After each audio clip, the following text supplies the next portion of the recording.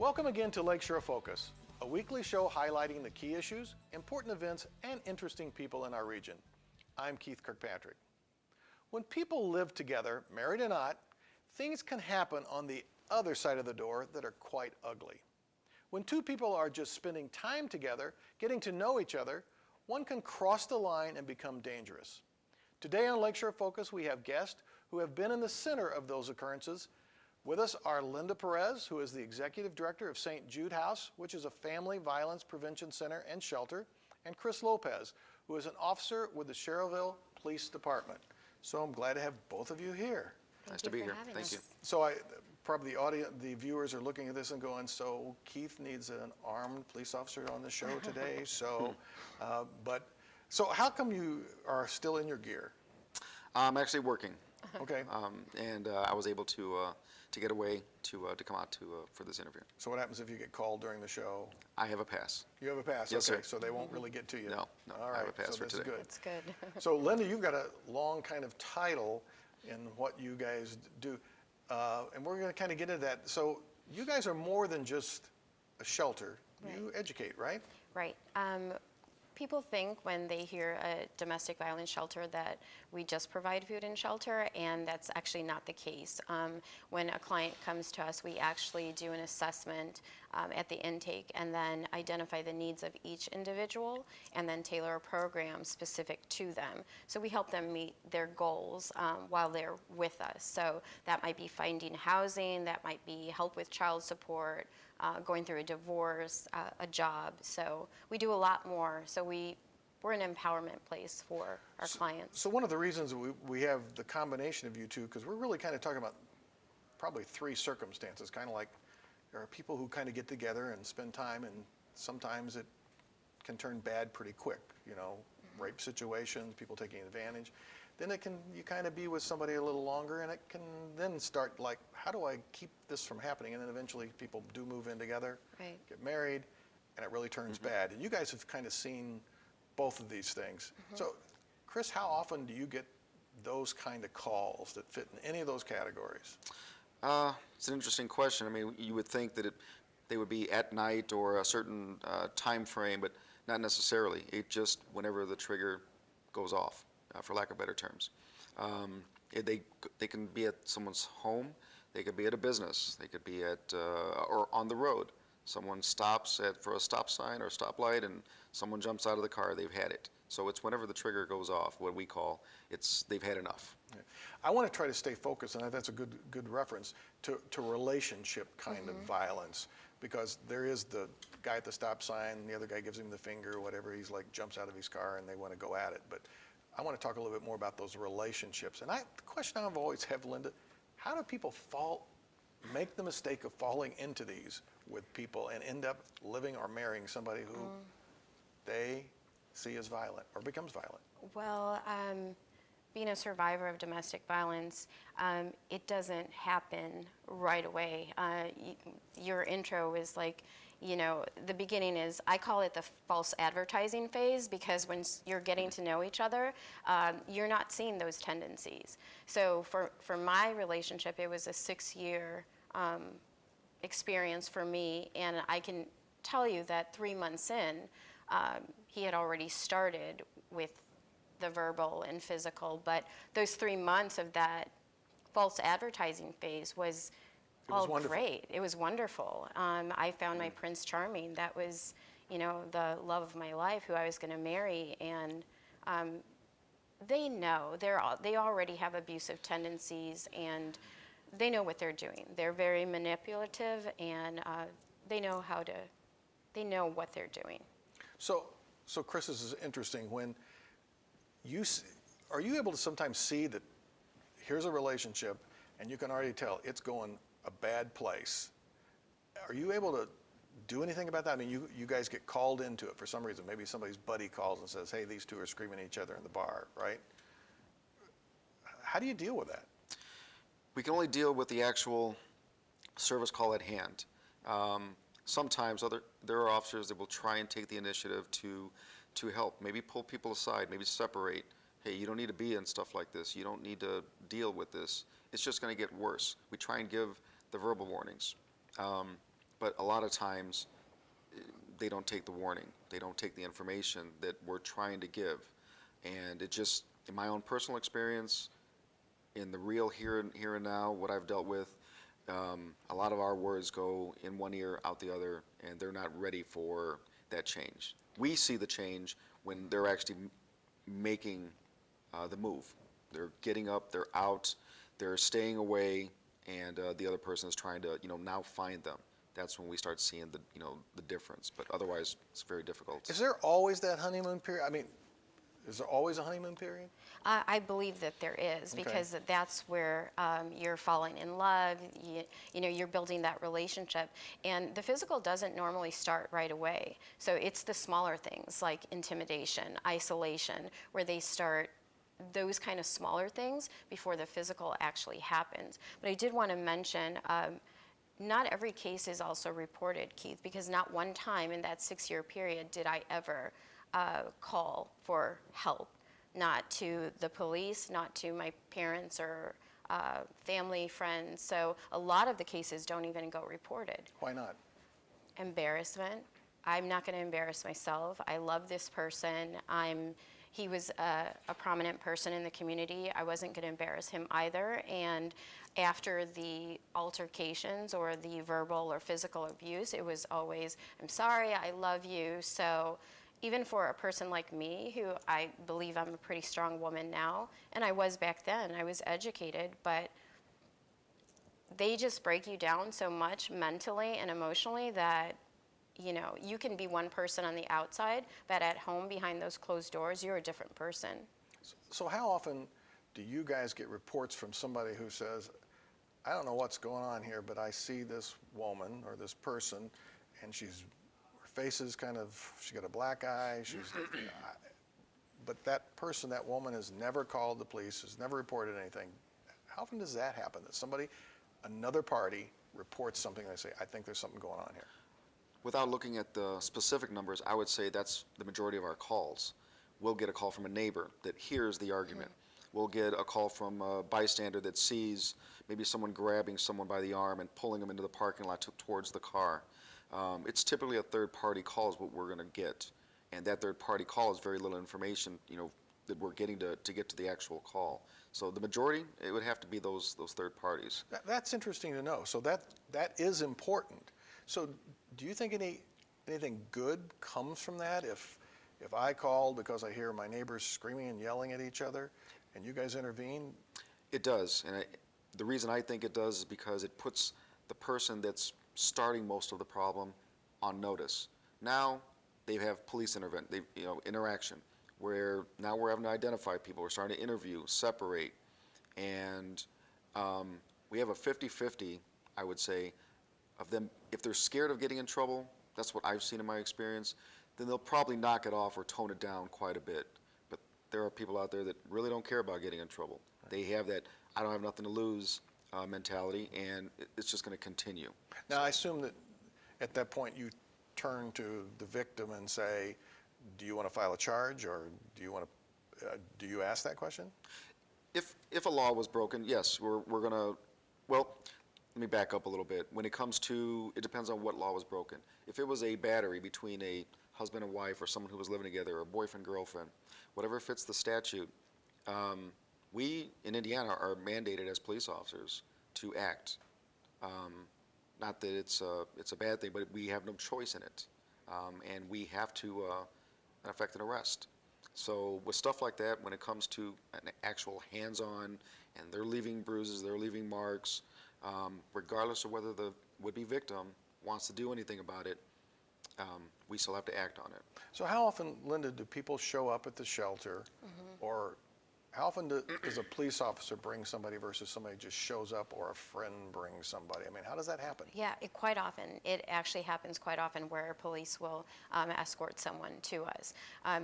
Like he was saying, like third-party calls, we get those same calls as well. I get those calls where they suspect or they have a family member or friend that needs our services, but we can't do anything unless that person actually calls us So what and do you go through tell the them? process. If I call you and say, I suspect that, one of my family members. The only thing that I can do, and I would advise you, is to give them our information. Tell them to call us just so we can start a conversation, a dialogue with them, because we just want to get them on the phone. We want to start talking to them. A lot of times people call the shelter and they're not ready to come to us, but they just call for information, and we want that. We want to start that communication with them, build a relationship with them so that they can utilize our services.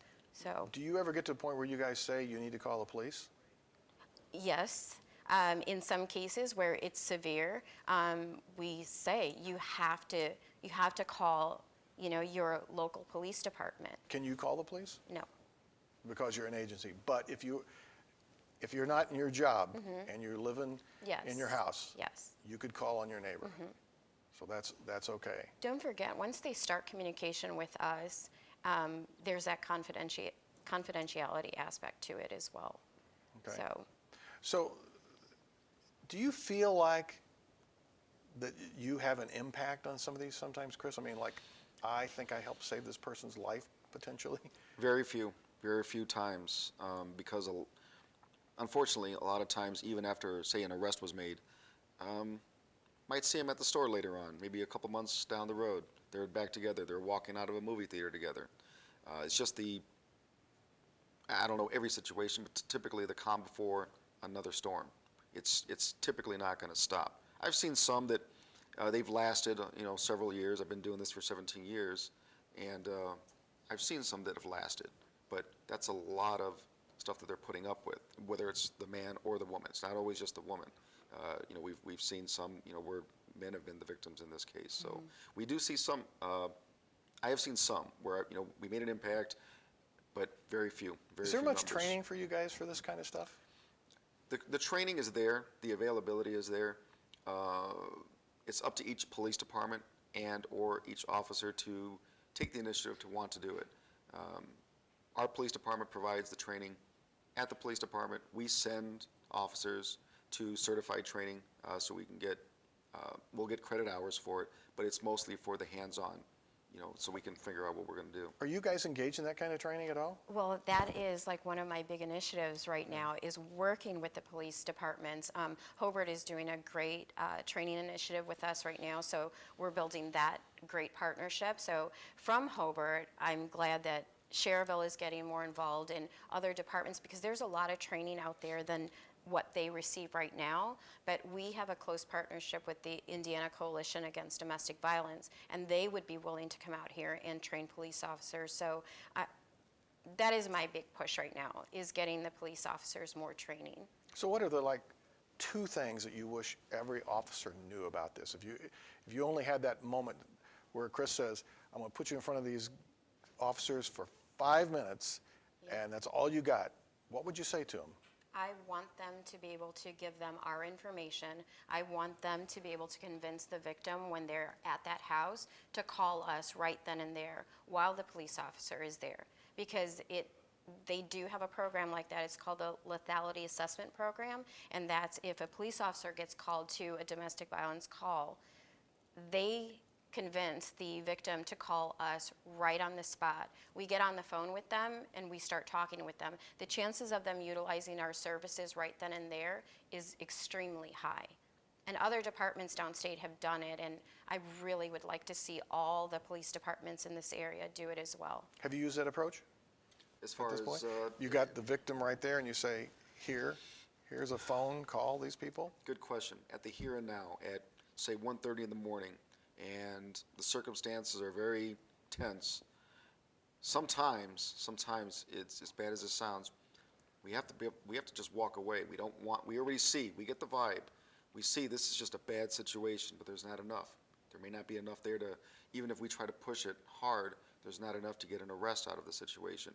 We know, or at least I can only speak for myself, by me talking to this person any longer, I'm going to make it worse for her once we leave this door. Absolutely. Once we leave this door and the door latches again, all right, we're taking a big chance. So that's when I have to know, just on instinct, I got to walk away from this because there's nothing here. We already have a male, for example, that is agitated and already has initiated something, in a bad way. But I know any longer, sometimes it's just a gut reaction. A decision has to be made, and I have to run with it because I'm looking out for her long term. Hopefully she can get through another night, and maybe tomorrow she can walk away. But for right now, I have to. That's part of my de-escalation. As bad as that sounds, being able to walk away. Based on what Chris is saying, Linda, you were suggesting that an officer should say, here's a phone number to call.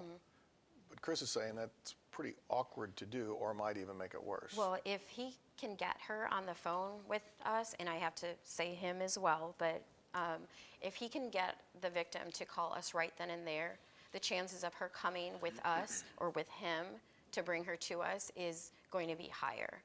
So that works in probably those situations Yeah, where I don't where want you him to separate leave. them Right. and you get a chance to talk to her. Yeah. If at all privately. possible, absolutely. I'm going to say, here, That's- there's options. Look into this, look into that. Do you have a cell phone? Do you have a smartphone? Can you get to certain things? I would absolutely make sure I'm out of earshot, keeping the two officers occupying that other person. If I had that chance, and I have used it before, but there are certain times when there's just nothing there, but you can tell something's going on. But I absolutely try and give, you don't have to do this, you don't have to be here. Do you have family? Do you have family in the area? A lot of times, most of them, as bad as it sounds, they don't. Have you ever had one of those situations where it really went bad? You look back upon it and say, man, I did what I could, but that one really went bad. Oh, there's several incidents where there was regrets. I couldn't do enough.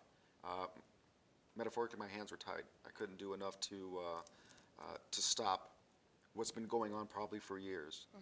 Yeah, it does get frustrating. So what got you out of your situation, Linda?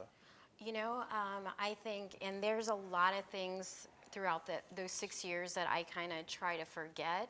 And I do realize that I was educated. I do have a good job. I did have a great family, although I wasn't sharing that with them. I think the very last thing was significant, and this stays in my head because that was the final straw for me.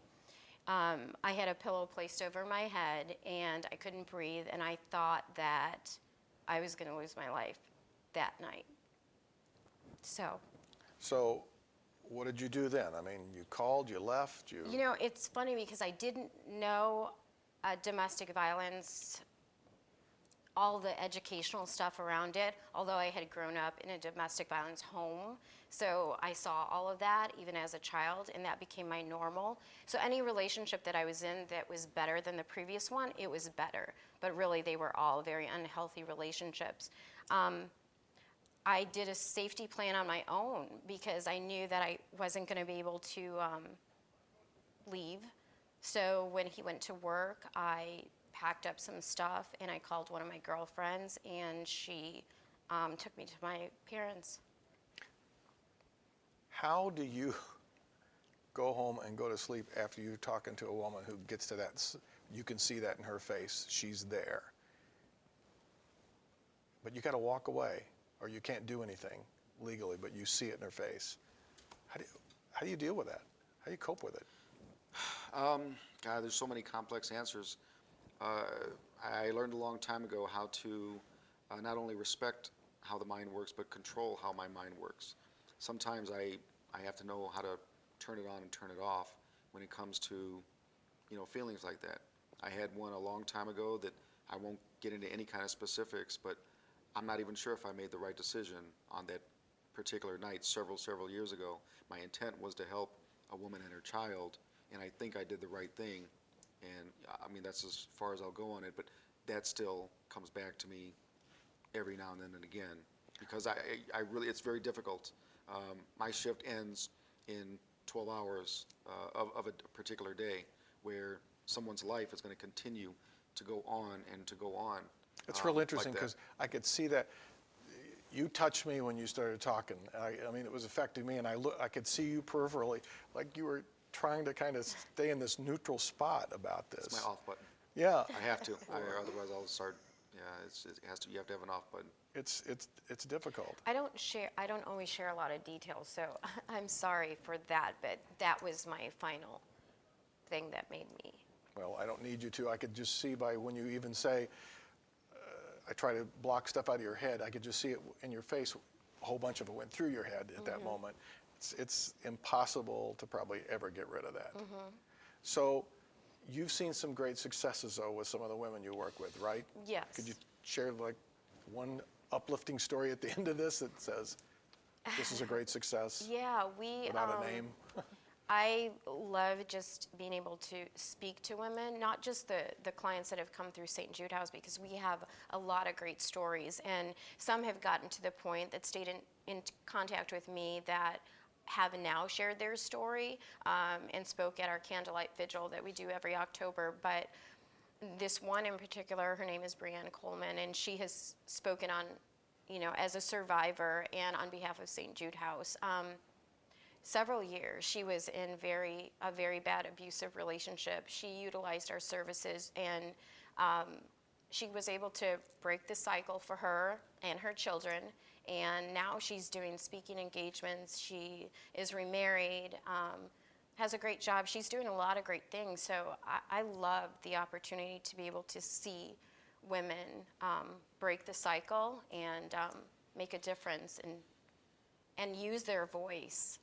So we're down to the last couple minutes, so I'm going to ask both of you, because our viewers are probably people who might know of somebody in this situation. Oh, they do. What would you say, what piece of advice do you say to somebody who knows of it going on? Knows something's going on. For me, I would say do not make that person feel embarrassed or negative, like, why you're stupid, why are you staying, why are you putting up? That's not the approach. But to give them information, let them know that there's resources out there, find out the signs of domestic violence so that you're aware and pay attention. Because when my parents look back now, they saw the signs, but they didn't know that was domestic violence. So it's just educating. People need to educate themselves and talk about it. 1 in 4 women, 1 in 7 men. So we know people in our circle that are affected by it. Last 30 seconds, Chris, what would you say to citizens? What do they need to do or know? Be aware. Be willing to walk away from everything. That's the only time I've ever seen any impact for those that were willing to walk away from everything, not their family or kids, but a situation. People hold on to relationships like it's a law or something. You don't have to. When I've seen them be able to walk away mentally from everything they have, house, relationship, I've seen success. Okay. And that's just my novice observation. I think it's more novice. So thank you both for being here. Yes, Really sir. appreciate it. Keith. Makes Thank me you. really understand this a lot more, and I think our viewers will appreciate it too. Thank you for your time. Thanks. Thank you.